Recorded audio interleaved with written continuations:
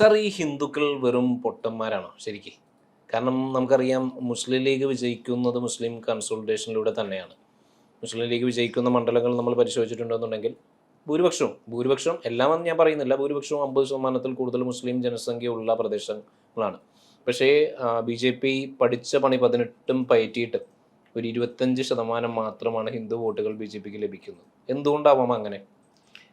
ഇതിൻ്റെ അടിസ്ഥാനപരമായ കാരണം ഇതിൻ്റെ കണക്കിനെ കുറിച്ചൊരു ധാരണയില്ലാത്തതുകൊണ്ടാണ്. ഇപ്പം നിങ്ങൾ അറിയേണ്ടത്, മുസ്ലിം ലീഗിന് ലഭിക്കുന്ന കേരളത്തിലെ വോട്ടുകൾ എത്രയാണെന്ന് നിങ്ങൾക്കറിയോ? അവർ മത്സരിക്കുന്ന 27 മണ്ഡലങ്ങളെ കുറിച്ചും കൃത്യമായി പഠനം നടത്തുകയും അതിൽ കോൺഗ്രസ് എത്ര വോട്ടുണ്ട്, മുസ്ലിം ലീഗിന് എത്ര വോട്ടുണ്ടെന്ന് കണ്ടെത്തുകയും ചെയ്തിട്ടുള്ള ഒരാളാണ്. കൃത്യമായി പറഞ്ഞിട്ടുണ്ടെങ്കിൽ അവർക്കുള്ളത് ഒരു 11-12 ലക്ഷത്തോളം വരുന്ന വോട്ടുകളാണ്. ഇനി പോട്ടെ, അതൊരു കൂടി വന്നാൽ ഒരു 15 ലക്ഷത്തോളം വോട്ടുകൾ, അതായത് ഇവർ മത്സരിക്കാത്ത മണ്ഡലങ്ങളിൽ ഒരു 3 ലക്ഷം വോട്ടുകൾ കൂടി ഉണ്ടാവുമെന്ന് വിചാരിക്കും. 15 ലക്ഷം വോട്ടുകൾ ഉണ്ടാവുള്ളൂ. കേരളത്തിൽ എത്ര മുസ്ലിംസ് ഉണ്ടെന്ന് നിങ്ങൾക്കറിയോ? അല്ല, മലബാർ കേന്ദ്രീകരിച്ചുകൊണ്ട് പ്രവർത്തിക്കുന്ന ഒരു പാർട്ടിയാണല്ലോ. ഞാൻ പറയാം, കേരളത്തിലെ കൊച്ചിയിലും തിരുവിതാംകൂറും മുസ്ലിം ലീഗ് ഈ പറഞ്ഞ പോലെ ഇല്ല എന്നുള്ളത് നമുക്കറിയാം. ആയിക്കോട്ടെ, മുസ്ലിം ലീഗ് ഇല്ലാതെ ഒന്നുമില്ല, അതൊക്കെ തെറ്റിദ്ധാരണയാണ്. ഇപ്പൊ തിരുവനന്തപുരത്ത് മുസ്ലിംസ് ഇല്ലേ, മുസ്ലിം സമുദായത്തിൽപ്പെട്ട ആളുകളുണ്ടല്ലോ. ലീഗിന്റെ ആരും ഇവിടെ കിട്ടെ, അല്ല, അവർക്ക് സ്ഥാനാർത്ഥികളില്ലല്ലോ. അല്ല, സ്ഥാനാർത്ഥികളില്ല, പക്ഷെ അത്തരത്തിലുള്ള ആളുകളുണ്ടല്ലോ. ഞാൻ പറയുന്നത്, അങ്ങനെയുള്ള ആളുകളുടെ നമ്പർ തന്നെ ഏതാണ്ട് 80 ലക്ഷത്തിലധികം വരും. അതിൽ വോട്ട് ഉള്ളത് ഏറ്റവും കുറഞ്ഞ 85 ലക്ഷം 90 ലക്ഷത്തോളം വരും. അതിൽ വോട്ടുള്ളത് തന്നെ ഒരു 75 ലക്ഷത്തോളം ആളുകൾ വരും. ഈ 75 ലക്ഷത്തിൽ 1/5 ഭാഗം ആളുകൾ കൺസോളിഡേറ്റ് ചെയ്ത് നിൽക്കുന്നതിനെയാണ് നിങ്ങൾ ഈ പറയുന്ന പോലെ മുസ്ലിം ലീഗിന്റെ ഒപ്പം മുസ്ലിംസ് നിൽക്കുന്നു എന്നുള്ള വ്യാഖ്യാനത്തിലേക്ക് നിങ്ങൾ എത്തുന്നത്. അല്ല, അവർ മത്സരിക്കുന്ന മണ്ഡലങ്ങൾ നമ്മൾ പരിശോധിക്കണം. അല്ല, തീർച്ചയായിട്ടും ഒരു ജില്ല മാത്രം. അതിന് പല ചരിത്രപരമായിട്ടുള്ള കാരണങ്ങളൊക്കെ ഉണ്ടെന്ന്. എന്ന് പറഞ്ഞിട്ടുണ്ടെങ്കിൽ മുഹമ്മദ് അലി ജിന്നയുടെ ഒക്കെ കാലത്ത് തുടങ്ങിയിട്ടുള്ള മുസ്ലിം ലീഗിന്റെ ഒക്കെ ചരിത്രം നമ്മൾ എടുത്ത് പരിശോധിക്കണം അതിനൊക്കെ. പക്ഷെ ആ മുസ്ലിം ലീഗ് അല്ല ഇപ്പൊ ഉള്ളത്. പക്ഷെ അതുപോലത്തെ ഒരു ലീഗ് ഉണ്ട്, അതുപോലെ ഒരു സമുദായ പാർട്ടിയാണ്, പ്രത്യേകിച്ച് ഒരു ന്യൂനപക്ഷ പാർട്ടിയാണ്. അത് കേരള കോൺഗ്രസും മുസ്ലിം ലീഗും ഒക്കെ ഉണ്ടായ പോലെ തന്നെ ഉണ്ടായ ഒരു പാർട്ടിയാണ്. അപ്പൊ കേരള കോൺഗ്രസിന് പക്ഷെ അത് ശക്തി ആർജിക്കാൻ കഴിഞ്ഞില്ല എന്നുള്ളതേ ഉള്ളൂ, അത്രത്തോളം. കേരള കോൺഗ്രസിനെ സംബന്ധിച്ചിടത്തോളം പക്ഷേ ജയരാജ് ഉണ്ട്, പ്രമോദ് നാരായണൻ ഉണ്ട്, മറ്റു പലരും ഉണ്ടെന്ന് നമുക്ക് പറയാൻ കഴിയും. ഒരാളുണ്ട് എന്നുള്ളതല്ലല്ലോ, ഇതുപോലെ ഒരു കൺസോളിഡേറ്റഡ് വോട്ട് ബാങ്ക് ആയവർ മാറിയിട്ടില്ല. അപ്പൊ അത്തരത്തിലുണ്ട് എന്നുള്ളത് ആദ്യത്തെ തെറ്റായ നെറേറ്റീവാണ്. അതായത് നേരത്തെ പറഞ്ഞ പോലെ ഒരു 1/5 ഭാഗം മുസ്ലിംസ് മാത്രമാണ് ഇപ്പോഴും അവർക്ക് മുസ്ലിം ലീഗിന്റെ ഒപ്പം ഉള്ളത് എന്നുള്ളത്. മലബാർ കേന്ദ്രീകരിച്ചു അങ്ങനെ തന്നെയാണ്. അല്ലാതെ മുഴുവൻ ആളുകൾ ഇപ്പൊ അങ്ങനെയാണെങ്കിൽ നിങ്ങൾ അറിയേണ്ടത് മഞ്ചേശ്വരത്ത് എത്ര മുസ്ലിം പോപ്പുലേഷൻ ഉണ്ട് യഥാർത്ഥത്തിൽ. എന്നിട്ടും അവിടെ കിട്ടുന്ന വോട്ട് എത്രയാണെന്ന് നിങ്ങൾക്കറിയോ? 39% വോട്ടാണ്, 40% വോട്ടാണ്, 44% വോട്ടാണ് കിട്ടുന്നത്. അപ്പൊ ബാക്കിയുള്ള വോട്ടുകൾ ആർക്ക് പോവുകയാണ്? അത് 6% വോട്ടുകൾ മാത്രമല്ല നമുക്ക് പറയാൻ കഴിയുള്ളൂ. ഒരു ന്യൂനപക്ഷ ഈ പറയുന്ന 50%-ൽ 44% വോട്ടുകൾ കിട്ടുക എന്ന് പറയുമ്പോൾ കമ്മ്യൂണൽ ആയിട്ടുള്ള ഒരു പാർട്ടിക്ക് കിട്ടുക എന്ന് പറയുമ്പോൾ 50% അല്ലല്ലോ അവിടുത്തെ പോപ്പുലേഷൻ. മുസ്ലിം പോപ്പുലേഷൻ അവിടെ അതിനേക്കാൾ കൂടുതലാണ്. 53%-53% പോപ്പുലേഷൻ ഉണ്ട്. പക്ഷെ എന്നിട്ട് പോലും കോൺഗ്രസിന്റെ വോട്ടുകളും അതുപോലെ മുസ്ലിം ലീഗിന്റെ വോട്ടുകളും എല്ലാം ഉൾപ്പെടെയാണ് അവർക്ക് ഇത്ര വോട്ട് കിട്ടുന്നത്. അല്ലാതെ നിങ്ങൾ ഉദ്ദേശിക്കുന്ന പോലെ AK അഷ്റഫിന് കാസർഗോഡ് കിട്ടുന്ന വോട്ടുകൾ മുഴുവൻ മുസ്ലിം സമുദായത്തിന്റെ വോട്ടുകളല്ല. അതിൽ നിന്ന് വലിയൊരു വിഭാഗം തന്നെ CPM-ന് വോട്ട് ചെയ്യുന്ന ആളുകളുണ്ട്. മനസ്സിലായോ? K. സുരേന്ദ്രനടക്കം പോലും വോട്ട് ചെയ്യുന്ന ആളുകളുണ്ട്. അപ്പൊ അതുകൊണ്ട് അങ്ങനെയൊക്കെ കാണുന്നത് തെറ്റാണ്. പിന്നെ രണ്ടാമതൊരു കാര്യം എനിക്ക് നിങ്ങളോട് ചോദിക്കാനുള്ളത്, എന്തിനാണ് അവർ സംഘടിക്കുന്നു, അതായത് അവരൊരു സമുദായ സംഘടന ഉണ്ടാക്കി സംഘടിക്കുന്നു എന്ന് പറഞ്ഞ് ഇപ്പോഴത്തെ ഹിന്ദുക്കൾ സംഘടിക്കേണ്ട ആവശ്യം എന്താണ്? കാരണം യഥാർത്ഥത്തിൽ നേരെ ഞാൻ പറഞ്ഞിട്ടെ നേരെ തിരിച്ചല്ലേ നമ്മൾ വിചാരിക്കേണ്ടത്. അവരങ്ങനെ സമുദായ സംഘടനയുടെ പേരിൽ സംഘടിക്കാൻ പാടില്ലാത്തതാണ്. പകരം അവരിൽ മഹാഭൂരിപക്ഷം എന്ന മതേതര മുസ്ലിംസ് ആയിട്ടുള്ള സഹോദരങ്ങളായിട്ടുള്ള ആളുകൾ കോൺഗ്രസിനെയും ബാക്കിയുള്ള സ്ഥലങ്ങളിലുള്ള ആളുകളൊക്കെ അവരെയും വിശ്വസിക്കുന്ന ആളുകളാണ്. CPM-നകത്തും നിരവധി പേരുണ്ട്. അപ്പൊ അങ്ങനെ വിശ്വസിക്കുന്ന ആളുകളിലേക്ക് അവരെ കൂടി ചേർക്കണമെന്ന് വിചാരിക്കുന്നതിന് പകരം എന്തിനാണ് നമ്മൾ അങ്ങനെ വിചാരിക്കുന്നത്? അല്ല, നമ്മള് ഇപ്പൊ തൃശ്ശൂർ ശേഷമുള്ള ഡിസ്ട്രിക്റ്റുകൾ പരിശോധിച്ച് നോക്കിയിട്ടുണ്ടെന്നുണ്ടെങ്കിൽ മുസ്ലിം സ്ഥാനാർത്ഥികൾ ക്രമാതീതമായിട്ട് കുറവല്ലേ? അല്ല, ക്രമാതീതമായിട്ട് കുറവല്ല. ഗുരുവായൂരോ കൊച്ചിയോ കളമശ്ശേരിയോ ഒഴിച്ചു കഴിഞ്ഞാൽ നമുക്ക് ഏതാണ് മുസ്ലിം സ്ഥാനാർത്ഥികളെ പറയാൻ കഴിയും? നിങ്ങളിപ്പോ അറിയേണ്ടത്, നമ്മള് കഴിഞ്ഞ തവണ തന്നെയൊക്കെയുള്ള തെരഞ്ഞെടുപ്പിൽ ഇപ്പൊ ഈ തെരഞ്ഞെടുപ്പ് പോട്ടെ, അമ്പലപ്പുഴയിൽ ആരാ മത്സരിക്കുന്നത്? 1-2 സ്ഥലങ്ങൾ പറയാൻ ഞാൻ പറയുന്നത് 1-2 സ്ഥലങ്ങൾ പറയാൻ കഴിയും. ഒരു 5 സ്ഥാനാർത്ഥികൾ കൂടുതൽ നമുക്ക് പറയാൻ കഴിയും. ഞാൻ തിരിച്ചു ചോദിക്കുന്നത്, ഈ ചിന്തയും ഈ അഭിപ്രായവും ഒക്കെ തന്നെ വലിയ തെറ്റാണ്. കാരണം എന്ന് വെച്ചിട്ടുണ്ടെങ്കിൽ എക്സലാം അവിടെ ജയിച്ചത് കൊണ്ടിട്ട് അവിടെ ഹിന്ദുക്കൾക്ക് മുസ്ലിംസിന് എന്തെങ്കിലും പ്രത്യേക ഗുണമുണ്ടാവുകയോ ഹിന്ദുക്കൾക്ക് എന്തെങ്കിലും കുഴപ്പമുണ്ടാവുകയോ ഒന്നും ചെയ്തിട്ടില്ല. നിങ്ങൾ എന്തിനാണ് അങ്ങനെ ജാതീയമായിട്ടുള്ള റെപ്രസെന്റേഷൻ വേണമെന്ന് പറയുന്നത്? കാരണം എല്ലാ മണ്ഡലങ്ങളിലും നമ്മൾ പരിശോധിച്ച് നോക്കിയിട്ടുണ്ടെന്നുണ്ടെങ്കിൽ ആ ഒരു മണ്ഡലത്തിലെ ഭൂരിപക്ഷം വരുന്ന സമുദായത്തിൽ പെട്ടിട്ടുള്ള ആള് തന്നെയാണ് അവിടുത്തെ സ്ഥാനാർത്ഥി. ഇനി ഒരു കാര്യം ഞാൻ തിരിച്ചൊക്കെ ചോദിക്കട്ടെ, ഈ സമുദായത്തിൽപ്പെട്ടുള്ള സ്ഥാനാർത്ഥികൾ ഉണ്ടായതുകൊണ്ട് ആ സമുദായത്തിലെ ആളുകൾക്ക് എന്തെങ്കിലും ഉന്നമനം ഉണ്ടായിട്ടുണ്ടോ? ഇല്ല, ഉന്നമനം ഉണ്ടായില്ല. പിന്നെ എന്തിനാണിത്? നാളെ ഞാൻ വിചാരിക്കുന്നത് വെള്ളാപ്പള്ളി നടേശനോ അല്ലെങ്കിൽ സുകുമാരൻ നായരോ കേരളത്തിന്റെ മുഖ്യമന്ത്രിയാകണമെന്ന് ഞാൻ വിചാരിച്ചിട്ട് യാതൊരു കാര്യമില്ല. കാരണം അതുകൊണ്ട് എനിക്കോ അല്ലെങ്കിൽ അത് ആ സമുദായത്തിലെ താഴത്തെ തട്ടിലുള്ള ആളുകൾക്ക് ഒരു പ്രയോജനം ഉണ്ടായിട്ടില്ല.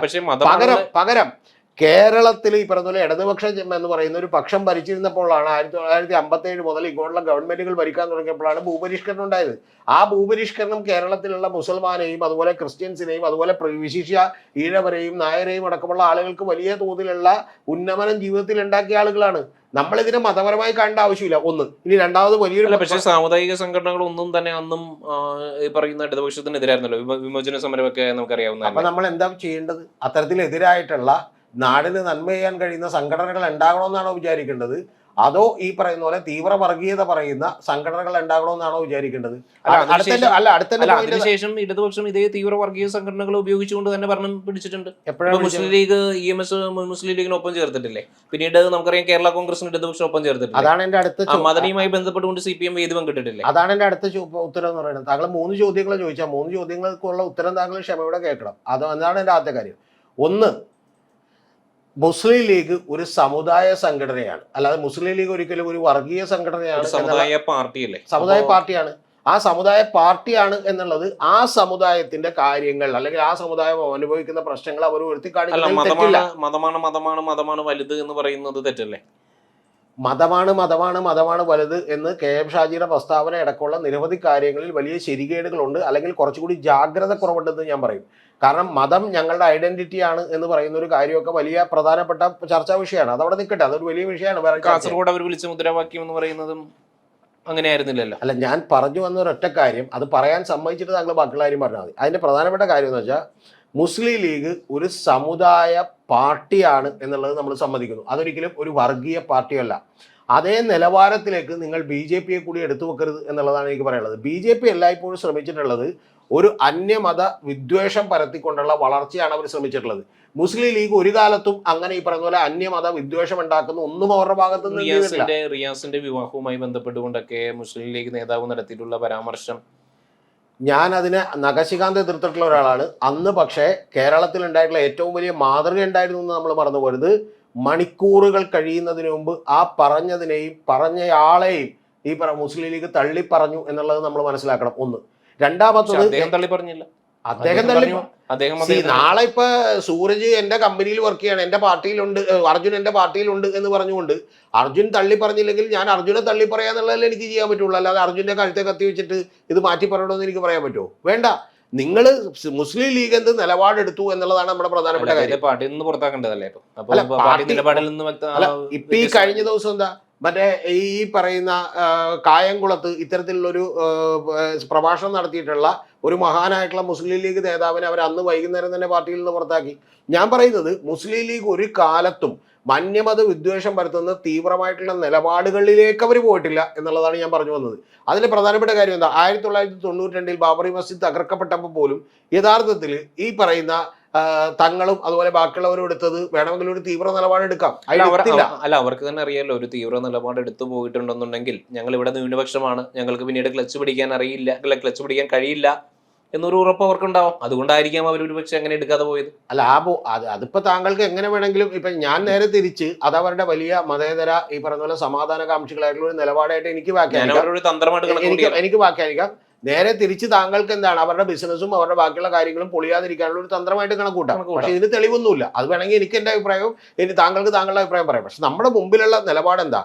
നമ്മുടെ മുമ്പിലുള്ള ഏറ്റവും പ്രധാനപ്പെട്ട കാര്യം SDPI പോലെയുള്ള PFI പോലെയുള്ള അതല്ലെങ്കിൽ ഈ പറഞ്ഞ പോലെ ജമാഅത്തെ ഇസ്ലാമി പോലെയുള്ള സംഘടനകൾ കേരളത്തിൽ ഒരു പരിധി വരെ ഒരു തീവ്ര നിലപാടുകൾ വളരാത്തതിന്റെ പ്രധാനപ്പെട്ട കാരണം മുസ്ലിം എല്ലാ നിലപാടുകളോടൊന്നും എനിക്ക് യോജിപ്പില്ല. കാരണം മുസ്ലിം ലീഗ് പലപ്പോഴും മതത്തിനെ അടിസ്ഥാനമാക്കി പ്രവർത്തിക്കുന്ന ഒരു പാർട്ടിയാണ്. എനിക്കതിൽ വലിയ വിയോജിപ്പൊക്കെ ഉണ്ട്. പക്ഷെ പ്രധാനപ്പെട്ട ഒരു കാര്യം എന്ന് പറയുന്നത് അത്തരം കാര്യങ്ങളെ ഒരു പരിധി വരെ കേരളത്തിൽ ഇല്ലാതെ പിടിച്ചു നിർത്തുന്നതിൽ മുസ്ലിം ലീഗിന്റെ കോൺട്രിബ്യൂഷൻ ഉണ്ട് എന്ന് മാത്രമേ ഞാൻ പറഞ്ഞു. ഇത് ബാധകമാകാത്തത് എന്തുകൊണ്ടാണ്? ഈ തീവ്ര നിലപാടുള്ള സംഘടനകൾ വളരാത്തത് എന്തുകൊണ്ടാണ്? മറ്റു സമുദായങ്ങളിൽ ഇപ്പൊ ഹിന്ദു ക്രിസ്ത്യൻ വിഭാഗങ്ങളിൽ എന്തുകൊണ്ടാണ് അപ്പൊ ഇങ്ങനെ തീവ്ര നിലപാടുകളുള്ള സംഘടനകൾ വളരാത്തത്? ഹിന്ദു ക്രിസ്ത്യൻ ഇതിലും തീവ്ര നിലപാടുള്ള സംഘടനകൾ വളർന്നുകൊണ്ടിരിക്കുകയാണല്ലോ. ബജ്രംഗ് ദൾ വളരുന്നു, ഹനുമാൻ കേരളത്തിൽ വളരുന്നുണ്ടോ? കേരളത്തിൽ വളരുന്നത് കുറവാണ്. ഇപ്പൊ ക്രിസ്ത്യൻ വിഭാഗത്തിനിടയിലും അങ്ങനെ വളരുന്നില്ല. കേരളത്തിൽ പോലെയുള്ള പക്ഷേ ഈ പറയുന്ന ഈ സമൂഹത്തിനിടയിൽ മാത്രം എന്താണ് നമ്മൾ ഈ മുസ്ലിം ലീഗ് ഉള്ളത് കൊണ്ടാണ്, ഇല്ലെങ്കിൽ മറ്റു ഗ്രൂപ്പ് വളരുമെന്നുള്ള ഒരു ആകുലത നമ്മളിലുള്ളത്. ഒരു മിനിറ്റ്. മുസ്ലിം ലീഗ് അതിനെ ഒരു പരിധി വരെയെങ്കിലും പിടിച്ചു നിർത്തുന്നുണ്ട് എന്നുള്ളത് യാഥാർത്ഥ്യമാണ്. അതിന് താങ്കൾ പകരം വെക്കുന്നത് എന്താണെന്ന് വെച്ചിട്ടുണ്ടെങ്കിൽ അത് അവർ സംഘടിപ്പിക്കുന്നു. അതപ്പോൾ നമ്മൾ ഇനി ഒരു കാര്യം കൂടി പറയാം. എൻ്റെ അഭിപ്രായത്തിൽ ഒരു മതത്തിനെ അടിസ്ഥാനപ്പെടുത്തിയുള്ള ഒരു സാമുദായിക പാർട്ടി പോലും കേരളത്തിൽ ആവശ്യമില്ല എന്ന് വിചാരിക്കുന്ന അത് തീർച്ചയായിട്ടും ആവശ്യമില്ല എന്ന് വിചാരിക്കുന്ന ഒരാളാണ്. അല്ല, ഞാൻ പറഞ്ഞാൽ അതിൻ്റെ ഒരു ആവശ്യകതയില്ല. പക്ഷെ ആവശ്യകത ഇല്ല എന്ന് പറയുമ്പോൾ അതിനെ നാളെ രാവിലെ പിരിച്ചുവിട്ടിട്ട് PFIക്കും SDPIക്കും ഒക്കെ വളരാനുള്ള സാഹചര്യം ഒരുക്കണമെന്നുള്ളതല്ല. ആ ലെവലിലേക്ക് മുസ്ലിം സമുദായത്തെ നമ്മൾ പതുക്കെ പതുക്കെ എന്ത് ചെയ്യണം, അവരെ ബോധവൽക്കരിച്ച് കൊണ്ടുവരണം എന്ന് പറയുന്ന അഭിപ്രായമാണ്. ഇതിൽ അർജുൻ പറഞ്ഞുകൊണ്ടിരിക്കുന്ന അഭിപ്രായം എന്ന് വെച്ചാൽ അങ്ങനെ ബോധവൽക്കരിക്കപ്പെട്ട വളരെ കൃത്യമായി മതേതര നിലപാടുകൾ എടുക്കുന്ന ഹിന്ദുക്കളോട് കൂടി അർജുൻ പറഞ്ഞുകൊണ്ടിരിക്കുന്ന കാര്യം എന്ന് വെച്ചാൽ അങ്ങനെ ചെയ്യരുത്. കാരണം അപ്പുറത്ത് അവർ ഒരു സമുദായ പാർട്ടി രൂപീകരിച്ച് ചെയ്യുന്നു, അതിലേക്ക് കൂടി നമ്മളും പോകണമെന്നാണ്. അതെന്ത് പണ്ടത്തിലാണ്? യഥാർത്ഥത്തിൽ BJPയുടെ വാദം മാത്രമാണത്. BJPയുടെ വാദമാണ്. BJP എല്ലാ കാലത്തും ചെയ്തുകൊണ്ടിരിക്കുന്നത് എന്താ, ഒരു ന്യൂനപക്ഷ ഫോബിയ സൃഷ്ടിച്ചുകൊണ്ട് ഇപ്പുറത്തുള്ള ആളുകളെ സംഘടിപ്പിക്കാനും മതേതര കക്ഷികളെ ഇല്ലാതാക്കാനുമുള്ള ഒരു പരിശ്രമമാണ് നടത്തുന്നത്. അതിൻ്റെ ആവശ്യമില്ല എന്നുള്ളതാണ് ഞാൻ പറഞ്ഞു വന്ന കാര്യം. അല്ല, ചുരുക്കി പറഞ്ഞു കഴിഞ്ഞാൽ എന്തുകൊണ്ടായിരിക്കാം ഒരു മതേതര നിലപാട് സ്വീകരിച്ചുകൊണ്ട് ഇങ്ങനെ മതത്തെ ഉപയോഗിച്ചുകൊണ്ട് രാഷ്ട്രീയം കളിക്കുന്ന പാർട്ടികളെ തള്ളിപ്പറയാൻ ആ സമൂഹം എന്തുകൊണ്ടാണ് കഴിയാത്തത്? ഒരുപക്ഷെ ഈ പറയുന്ന മുസ്ലിം ലീഗിന് പോലും 18 സീറ്റുകൾ ജയിക്കാൻ കഴിയുന്നത് മതം ഉപയോഗിച്ചുകൊണ്ട് തന്നെയാണല്ലോ. എന്തുകൊണ്ടാണ് അപ്പോൾ ആ സമൂഹത്തിലുള്ള ഭൂരിപക്ഷം പേരും തന്നെ ഇങ്ങനെ ഞങ്ങൾ ഈ പറയുന്ന പോലെ മതത്തിന്റെ തണലിൽ സംഘടിക്കില്ല എന്നുള്ളൊരു ദൃഢമായിട്ടുള്ള നിലപാടെടുക്കാൻ കഴിയാത്തത് എന്തുകൊണ്ടാണ്? വലിയ ചോദ്യമാണത്. ആ ചോദ്യത്തിന് ഒരുപാട് കാരണങ്ങളുണ്ട്. കാരണം എന്താണെന്ന് വെച്ചിട്ടുണ്ടെങ്കിൽ ഇന്ത്യയിലും അതുപോലെ കേരളത്തിലുമൊക്കെ അത്തരത്തിലുള്ളൊരു നിലപാടുകൾ എടുക്കാനുള്ള ബൗദ്ധികമായിട്ടുള്ള ഒരു ഉണർവ് അവർക്ക് നേരത്തെ ഉണ്ടായിരുന്നില്ല എന്നുള്ളതാണ് വാസ്തവം. ഹിന്ദുക്കൾക്ക് അങ്ങനെയുള്ള ഉണർവുണ്ട്? ഉണ്ട്. അത് കാര്യം പറഞ്ഞുതരാം. നമ്മൾ തുറന്നു പറഞ്ഞിട്ടുണ്ടെങ്കിൽ ഉത്തരേന്ത്യയും ദക്ഷിണേന്ത്യയും തമ്മിൽ നോക്കുമ്പോൾ ദക്ഷിണേന്ത്യയിൽ വലിയ തോതിലുള്ള ജീവിത നിലവാരത്തിൽ ഉയർച്ചയുണ്ട്. അതേപോലെ തന്നെ ഹിന്ദുക്കളും അതുപോലെ ക്രിസ്ത്യൻസും മുസ്ലിംസും എടുത്തു വെച്ച് നോക്കിയിട്ടുണ്ടെങ്കിൽ മുസ്ലിംസ് ആണ് കുറെ കൂടി അവരുടെ ജീവിത ഭൗതിക സാഹചര്യങ്ങളിൽ ഏറ്റവും പിന്നോക്കം നിന്നിരുന്ന ആളുകൾ. ആ പിന്നോക്കം നിൽക്കുന്ന ആളുകളെ മറ്റു പല കാര്യങ്ങൾക്കും വേണ്ടി പെട്ടെന്ന് മതത്തിന്റെ പേര് പറഞ്ഞൊക്കെ സംഘടിപ്പിക്കാനും ഉപയോഗപ്പെടുത്താനും ഒക്കെ കഴിഞ്ഞിരുന്നു. ആ കഴിഞ്ഞതിന് ചരിത്രപരമായിട്ടുള്ള നിരവധി കാരണങ്ങളുണ്ട് എന്നുള്ളത് വാസ്തവമാണ്. ഇന്നും നിങ്ങൾ അറിയേണ്ടത് ഒരു ശൈശവ വിവാഹം നടക്കുന്ന ഏരിയ ഏതാണെന്ന് നമ്മളൊന്ന് പരിശോധിക്കുക. കേരളത്തിൽ ഈ പറയുന്ന പോലെ തിരുവിതാംകൂറിലോ അല്ലെങ്കിൽ ഈ പറയുന്ന പോലെ മധ്യ കേരളത്തിലോ അത്തരത്തിലുള്ളൊരു കാര്യം നടക്കുന്നില്ല. പകരം ഇപ്പോഴും മലബാറിൽ അത് എന്ത് ചെയ്യുന്നുണ്ട്, നടക്കുന്നുണ്ട്. കാരണം അത്തരത്തിലുള്ള അവരുടെ ഇല്ലായ്മകളെ, അവരുടെ അറിവില്ലായ്മകളെ, അവരുടെ സാമ്പത്തികമായ ശേഷിയില്ലായ്മയൊക്കെ തന്നെ ആളുകൾ ചൂഷണം ചെയ്യുന്ന ഒരു കാര്യമുണ്ട്. അതാണ് ഒന്നാമത്തെ കാര്യം. രണ്ടാമത്തെ കാര്യം എന്ന് പറയുന്നത് ഒരു സയ്യിദ് കുത്തുബും അതുപോലെ ഹസനുൽ ബന്നയും ഒക്കെ നയിക്കുന്ന മുസ്ലിം ബ്രദർഹുഡ് എന്ന് പറയുന്ന ഒരു ആശയം ലോകത്തെമ്പാടും ഈ പറയുന്ന പോലെ ഇസ്ലാമിക രാഷ്ട്രം കെട്ടിപ്പിടിക്കണമെന്ന് പറഞ്ഞുകൊണ്ട് നടത്തുന്ന വ്യാപകമായിട്ടുള്ള പ്രചരണവും ആ പ്രചരണത്തിനനുസരിച്ച് പ്രവർത്തിക്കുന്ന ചില സംഘടനകളുടെയും ഒക്കെ സ്വാധീനമടക്കം നിരവധി കാര്യങ്ങൾ ഈ പറയുന്ന സാധാരണക്കാരായ പാവപ്പെട്ട ആളുകളുടെ ഇടയിലുണ്ട്.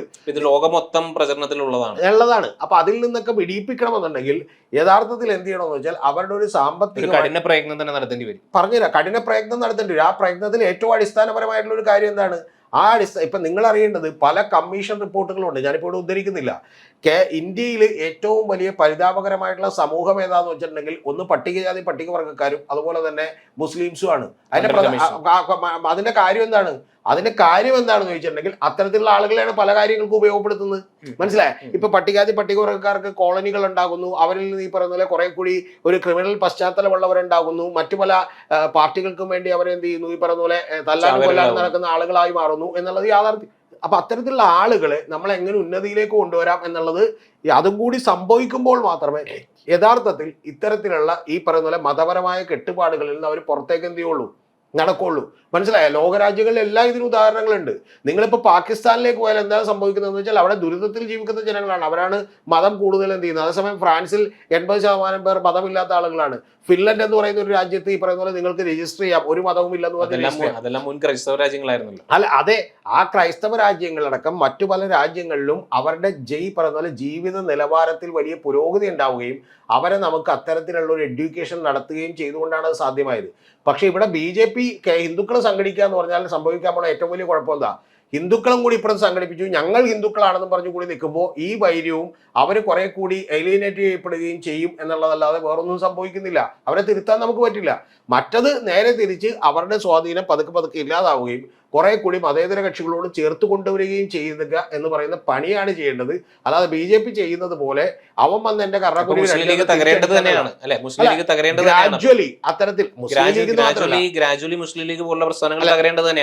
ലീഗ് എനിക്ക് വളരെ സ്നേഹമുള്ള ഒരുപാട് നേതാക്കന്മാർ അതിനകത്തുണ്ട്. പക്ഷെ പ്രധാനപ്പെട്ട ഒരു കാര്യം സാമുദായിക പാർട്ടി എന്നുള്ള ലെവലിൽ നിന്ന് എൻ്റെ ആഗ്രഹം ഞാൻ പറയാം, സാമുദായിക പാർട്ടി എന്നുള്ള ലെവലിൽ നിന്ന് മുസ്ലിം ലീഗ് കുറേ കൂടി പുറത്തേക്ക് കിടക്കുകയും ഒരു വളരെ കൃത്യമായിട്ടുള്ള ഒരു മതേതര ജനാധിപത്യ പാർട്ടി എന്നുള്ള രൂപത്തിലേക്ക് ആളുകൾ വിശ്വസിക്കുന്ന രൂപത്തിലേക്ക് അത് പരിപൂർണമായിട്ട് മാറുകയും വേണം. അല്ലാതെ മുസ്ലിം ലീഗ് വേണ്ടാന്ന് ഞാൻ വിചാരിക്കുന്നില്ല.